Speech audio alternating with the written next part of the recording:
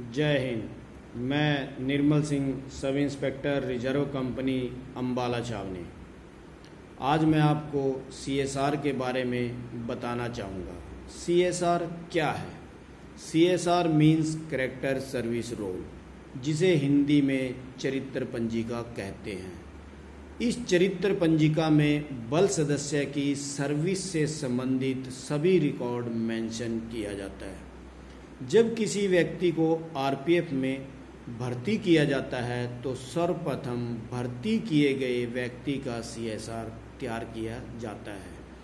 CSR तैयार करते समय आरपीएफ में भर्ती किए गए स्टाफ का पर्सनल बायोडाटा मेंशन किया जाता है, जिसमें भर्ती किए गए स्टाफ का नाम, उसके पिता का नाम, उसकी जन्म तिथि, उसकी योग्यता, भर्ती की तारीख, भर्ती का स्थान, भर्ती करने वाले अधिकारी का नाम, भर्ती किए गए व्यक्ति का पता, भर्ती से पहले वह क्या कार्य करता था, नॉमिनी इत्यादि का रिकॉर्ड पर्सनल बायोडाटा के रूप में सीएसआर में मेंशन किया जाता है। भर्ती किया गया स्टाफ जब ट्रेनिंग सेंटर से अपनी ट्रेनिंग पूरी करके किसी मंडल में तैनात किया जाता है तो उसकी ट्रेनिंग का रिकॉर्ड सीएसआर में लिखा जाता है कि किस ट्रेनिंग सेंटर में कब से कब तक ट्रेनिंग की है, उसका रिकॉर्ड सीएसआर में लिखा जाता है। बल सदस्य द्वारा इनिशियल ट्रेनिंग के बाद जो भी सर्विस के दौरान अन्य कोर्स किए जाते हैं उनका ब्यौरा भी सीएसआर में मेंशन किया जाता है। जब कोई बल सदस्य अपनी सर्विस के दौरान मैट्रिक के बाद अपनी आगे की पढ़ाई अनुमति लेकर जारी रखना चाहता है तो वह जो भी मैट्रिक के बाद 10+2 या बीए कर लेता है तो उसका रिकॉर्ड भी सीएसआर में एंट्री कर लिया जाता है। ट्रेनिंग के बाद जब कोई बल सदस्य हेडक्वार्टर के पत्रानुसार किसी मंडल में तैनात कर लिया जाता है तो उसकी सीएसआर में एंट्री कर उसका वेतन निर्धारण कर दिया जाता है। उसके बाद प्रत्येक वर्ष इंक्रीमेंट की एंट्री भी उसके रिकॉर्ड में दर्ज की जाती है। जब बल सदस्य की प्रमोशन हो जाती है तो उसकी नेक्स्ट हायर ग्रेड पे फिक्सेशन कर सीएसआर में एंट्री की जाती है।